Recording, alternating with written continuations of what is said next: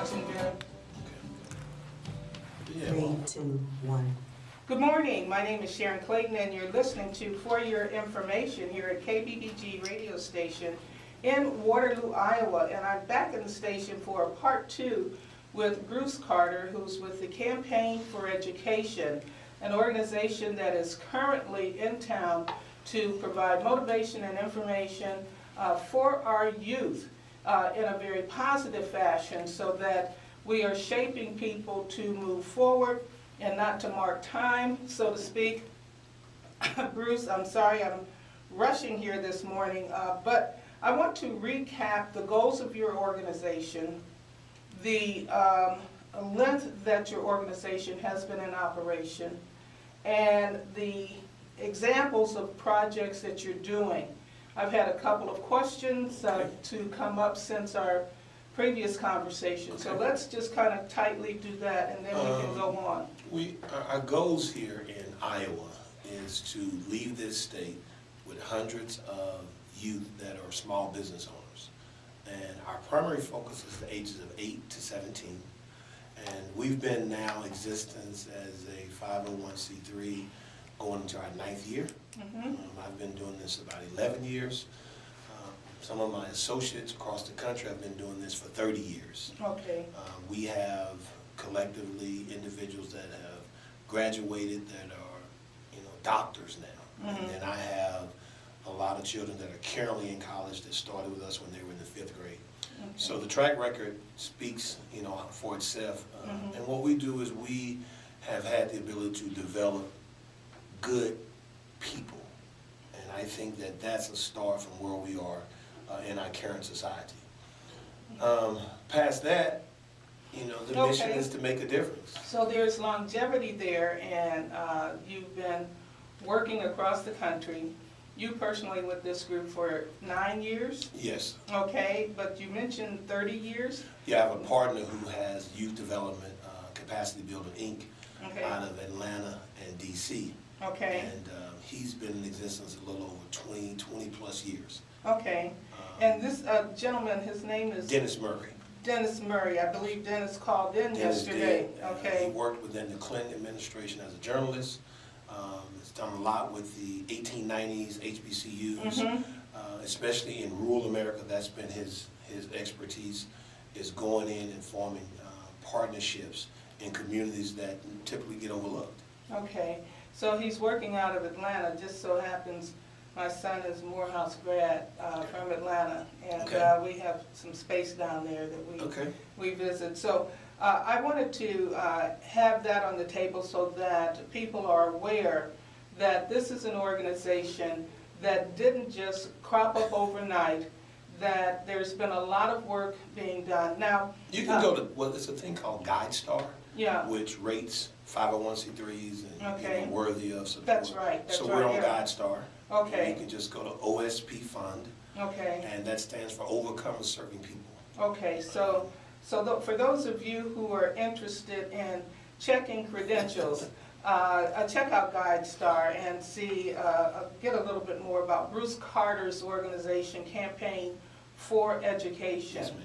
And I want you to give them a sense too now of the amount of work that you do in coming into a city, from the identification of the city stage to the preparing the city for your ultimate program. What we've done is we did research based on cities that had high African American density.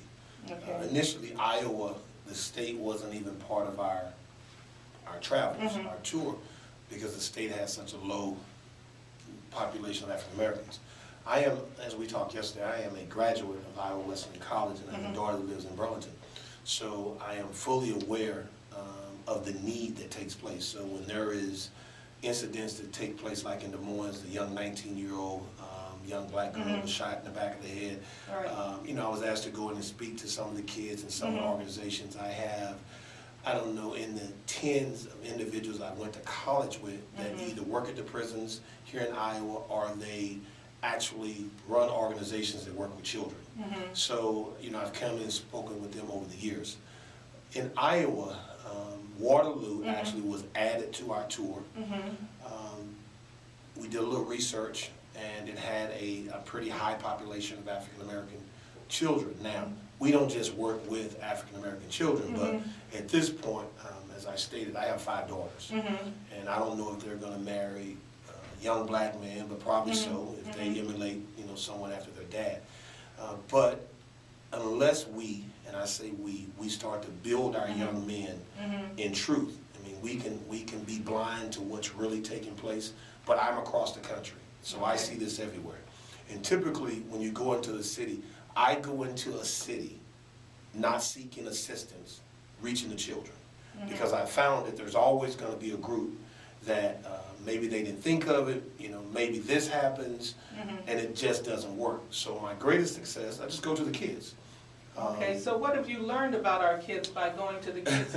Because I know you've been in touch with the schools, you've been in touch with kids directly, you've gone to meetings. What have you learned about our youth so far? I will tell you this, conversations? we are documenting everywhere we go.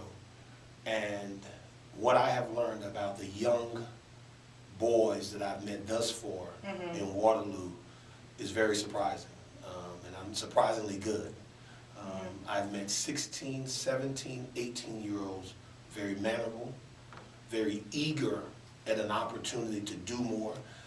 I had one young man, I met his mother yesterday, spent about 45 minutes with her. He's willing to forego a football camp in order to be a part of what we're doing in some other cities and states, because he believes that I can learn how to be a strong entrepreneur.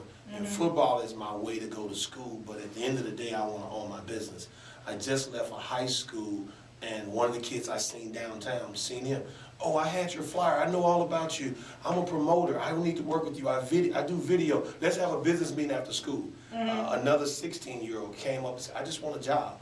So that is very, very rare from what I've seen. So that what that tells me, though, is someone has planted a seed in them for a period of time that's really doing well. Now what has to happen, that seed has to have a chance to grow beyond the walls of Waterloo.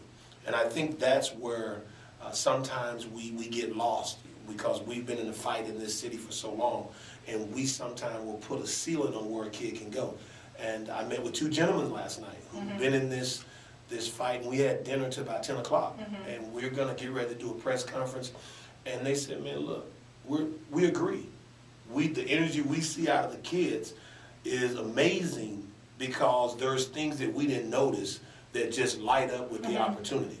And I think that's what we have to do, is we have to take the limitations that we've set. Okay, so you've met kids who are highly motivated, and you've met adults who agree with the fact that they perhaps need to expand their horizons.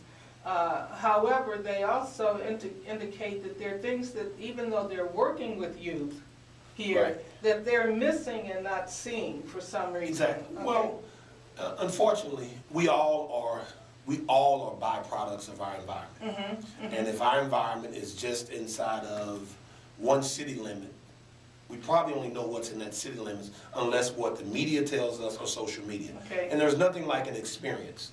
You get to have an experience, and you now get to bring that experience into part of your life. And I think that's what so many, there are some children who's never left their city. There are some children who's never left their state. And if the right opportunity doesn't come, that may not happen for them. Well, this happens across the country, and it's not unique. I used to think it was unique to certain states, but I've lived in several. But let me remind the listeners, I'm at 234-1441 in conversation with Bruce Carter, who is the CEO of Campaign for Education in town to provide opportunities for our young people. Bruce, I'm going to kind of shift gears a little bit, because you mentioned we are products, and then you mentioned, of our environment, and then you mentioned that sometimes if the environment is not there, we have ourselves defined in the media. And I know yesterday you mentioned the fact that businesses and corporations were more inclined to want to put posters up that advertise the music. So here's my take. You know, I know that our images are social constructions that actually lead to inequality in our society, and I know that corporations prefer to keep us in a particular light because it's beneficial for them to keep us in the half empty as opposed to the half full. I'm wondering what your take is, when knowing what your goals are, what's your take on the fact that corporations prefer to push the music aspect of your efforts? You know, just your, you know, reaction. It's simple. It's business. Mm-hmm. The more educated you become, the more you're more apt to make better decisions, and that means commercials don't mean as much. I'm a guy that you can put what you want on the TV. For the most part, if it's not something that's what I want or need, then it doesn't matter. And if you tell me something's free, then I know that's not true because it's not free. You know, we typically say salvation's free, but no, it costs you to believe. So there's a cost at everything we do. Right. And I think that but they're doing what they're designed to do. They're designed to make money. So the entertainment is something that you make money on. Okay, yeah. Now, do you become a part of that problem, though, by acquiescing to the desires of the corporation to push the music? Folks, we're at 234-1441. You can phone in. Great question. Let me tell you what we do during our shows. We do skits that address bullying. We do skits that address social etiquette. And at some point, if the only way I can gather children is to give them something that they desire, but that gives them a chance to also put something inside of them, then you almost have to give into that, because there are parents that will pay for their children to have Jordans. They'll pay for their children to go to a show, but they dare not pay for them to go to something that's going to give them empowerment and that's going to last the rest of their lives. So you're caught in a twist, but it's always about the end result. So if I bring you into, let's say, this show, and after the show, I'm going to be able to provide scholarships and help children who couldn't have came to the show, then I may have to make that sacrifice for the show. Okay.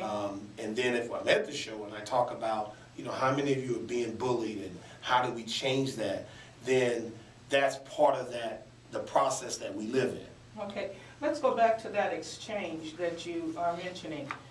You have the hook, so to speak, by giving them something through the music that they may want, and you have then the benefit with the scholarships that you mentioned. Please tell our listeners exactly how these kids respond to, you know, if they come for the music, are they as responsive to your workshops and your skits and the notion of scholarships? The kids are, ironically, you know, I think I've had more parents complain about, we came for a concert, we didn't come for this. Okay. And so what I do is we video everything. So I kind of show them up by having the kids to acknowledge who are being bullied, and some of them are their kids. But the one thing that I don't compromise on is I get calls from across the country about talent. So what I do is I look at your Facebook, I look at your Instagram, I want to see who you are. I have probably rejected more individuals than I'll probably ever accept based on who they are. So everything we do is good, clean, positive. When you say rejected from what? In other words, if a management company calls and say, hey, we want our group to be on here, they believe in education. To be a part of the show. The tour. Yeah. And I look them up and I call them back and say, I'm sorry, your child doesn't qualify, your group doesn't qualify because there's an issue. I cannot put before them, the kids, someone that they're gonna now leave the show because they know about, and I help them know about it.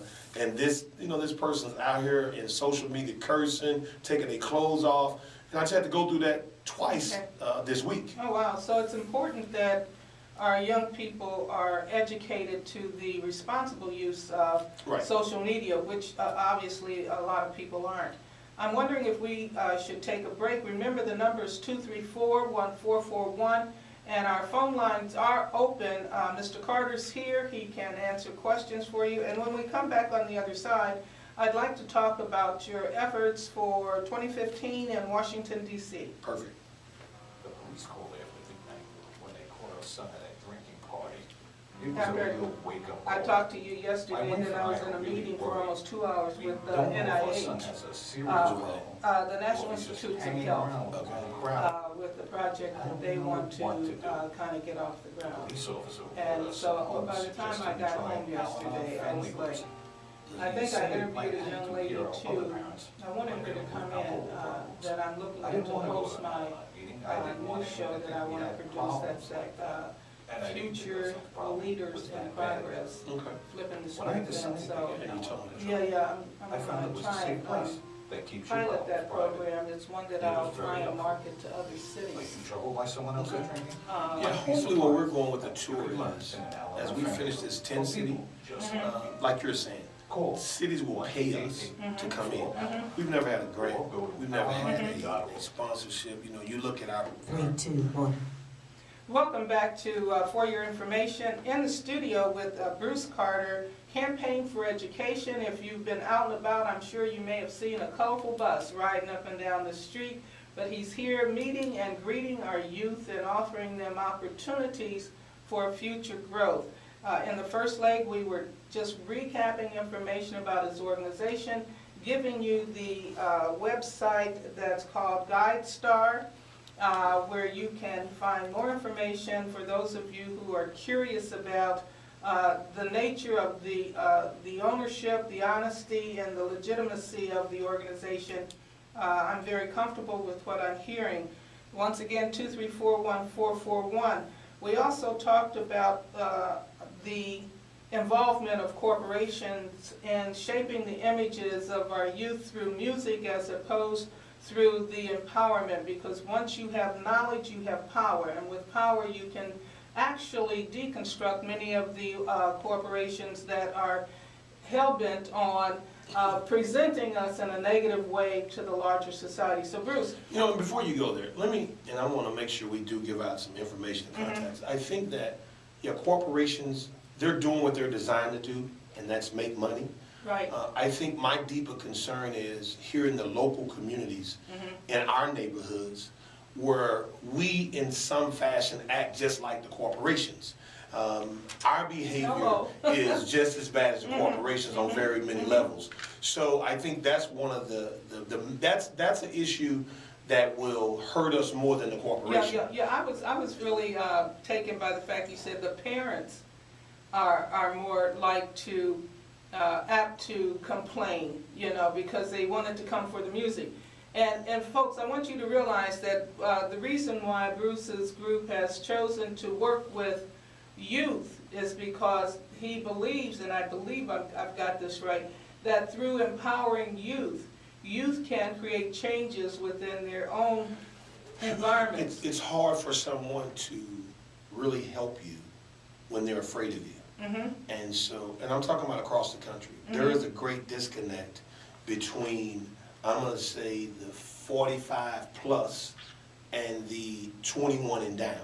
And that means even the political elected officials in so many cities have said, I can't deal with them. And when you don't deal with people, people now have to find and fend for themselves. That's right. And so and I'm not just talking about children that you call at risk, I'm saying children that come from good families, the parents work, the parents are doing their best, but there's a part of society that we all live in. Right. And if we don't do something collectively to try to change the guards, then I'm subject to what might happen, you're subject to what might happen, and some of the people that sit back and believe that everything's going to be all right, they're subject to the same thing. Absolutely. One of the things I hear you saying too, we have to get out of the mindset of categorizing our folks into good families, bad families, rich families, poor families, because the dynamics of human behavior cross all economic lines. And so it's not what you have that will dictate how your child is perceiving the world. And so, folks, I hope you heard that loud and clear. because we tend to, when people have been oppressed, they tend to want to set up an in-group and an out-group so that they can oppress other people. It happens all across the country. Yeah, it happens. That's just the nature of human behavior. But Bruce, here, give us some facts about 2015 and some more facts. 2015, and I've always been the one to do things that everybody can't do and won't try to do. The goal is very simple. We want to have 1 million youth in Washington, D.C. between June 24th and June 28th in Washington. Those are our dates, and that's when it will all happen. And the goal is simple. There will be young people that provide the road to this. Young people across the country. We are going to 200 cities. And to give you an example, those 200 cities all won't have entertainment. We will strictly be talking about the youth business seminars and becoming a business owner. They will put buses together, these kids will, because they're going to perform. If I had to leave here and believe that I had a base of grown-ups or adults or whatever you want to call it, or pastors or city officials, whoever it might be, that it would happen, I wouldn't do that. I wouldn't set myself up for that. But when those kids commit and they can see it happening, it will happen. And so we're going to be in Washington. There will be conferences, there will be breakout sessions. Everything will be ran by youth. When I say youth, I mean college students that have come from under our ranks, individuals that we have met throughout the country that are young.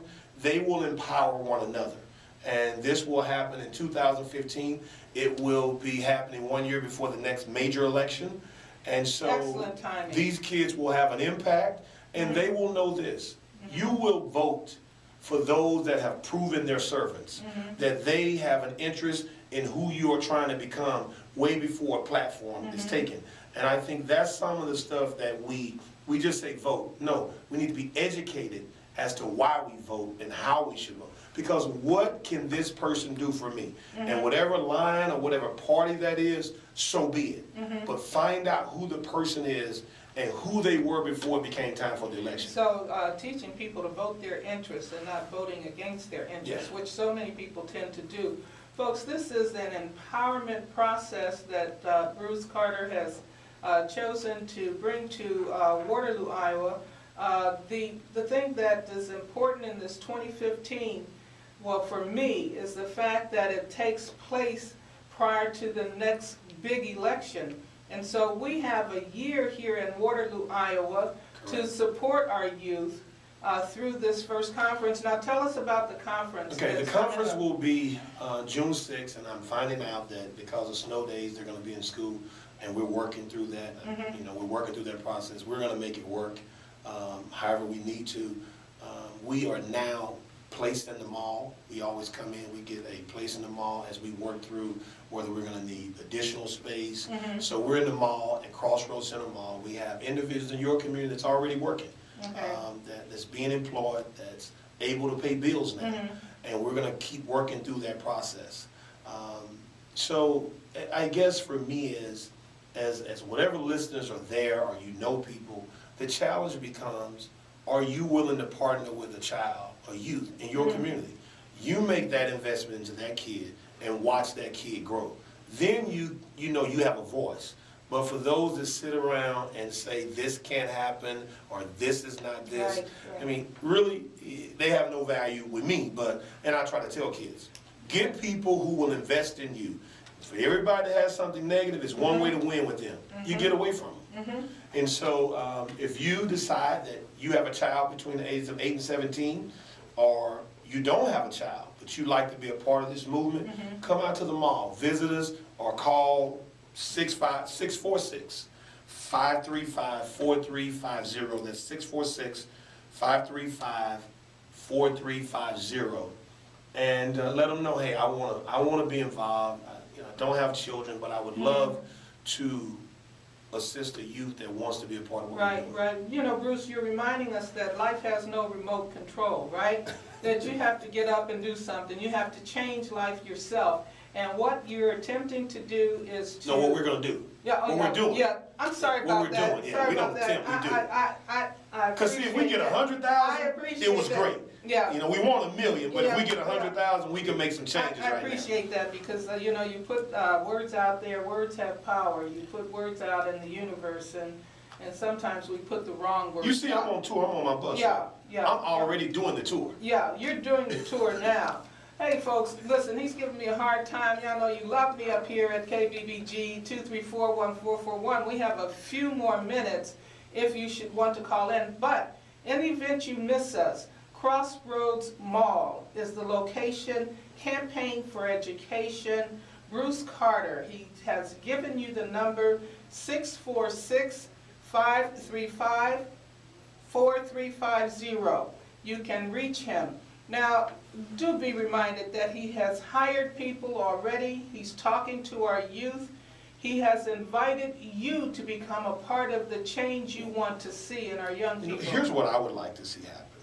You know, and I'm going to go and put it out there. What we're going to do is we prepare these buses to go to D.C. We're going to invite every mayor of the city that's represented to get on the bus. Mm-hmm. So, you know, we're gonna put some challenges out there. Okay. Well, here's one thing I want to do to all of our local churches. Mm-hmm. Because I believe that there is a place for churches in everything if they can find the place Mm-hmm. to make a difference and impact. I would like to see churches, find a kid in your church This is exactly that yeah. you believe is Yeah. worthy of becoming a small business owner or the opportunity. Mm-hmm. And understanding they're going to be taught QuickBooks. They're going to understand what budgeting is, financial literacy, how you make things work with what you have. So I think that sometimes seeds have to be planted in places and in people beyond the preaching. Yeah. Because it's that action that causes people to become a little Absolutely. more faithful because there's change in their lives. So your church, you have the number. We would love to see some churches, you know, take a kid. Well, this is exactly, I was talking about this yesterday. If each of our 32 churches would sponsor at least 4 kids that they can identify, 5 kids from their church to attend this conference, imagine the information that these young people can take back to other young people. The You know. information, they can definitely do that because it will spread. Mm-hmm. But also the impact. I think sometimes we lose our zeal because the impact is not something that can be seen from just the naked eye. Mm-hmm. But when you have a child that can say, my church invested in me, I'm working, it's working for me, you know, I'm also now a supporter of my church because of this, then what happens is you start to bring back some of the things that we're missing from our children. And so and like I say, I threw that out there. No, I think it's good because churches have always been social organizations that can be a lot more proactive with our communities, and having so many with such a reach, you know, that their role in terms of activism and spreading the social gospel of activity, I think is important. Folks, this is a young man who, and I call him young because he is young, but a young man who is here attempting to help us. Oh, I'm sorry, thank you. He's here helping us get our arms around our youth so that they're able to go on, become empowered, and move on with their life. You've been listening to For Your Information. I will be back on air with Community Rhythms on the Saturday at 4 o'clock for an hour of conversation. Perhaps Bruce might be with me or some other people who are interested in what he's doing. There you go. What he's doing in Waterloo. Thank you, Bev, for being there, and thank you, listeners. I don't know, I'm usually quite more positive than that. I'm glad you pointed that out to me. Okay, here we go. You've just been moving, that's all. Yeah, I've been moving too fast this morning. And this is also going to be on YouTube. Okay. Cool. I hope she didn't put me on YouTube. I didn't comb my hair this morning. For our office to get your flyer, so welcome. Thanks for helping get it. Okay, how are you? Because I'm the pre-K queen. The little one. Oh, bring it out. Morning. How are you? Ooh, I like the little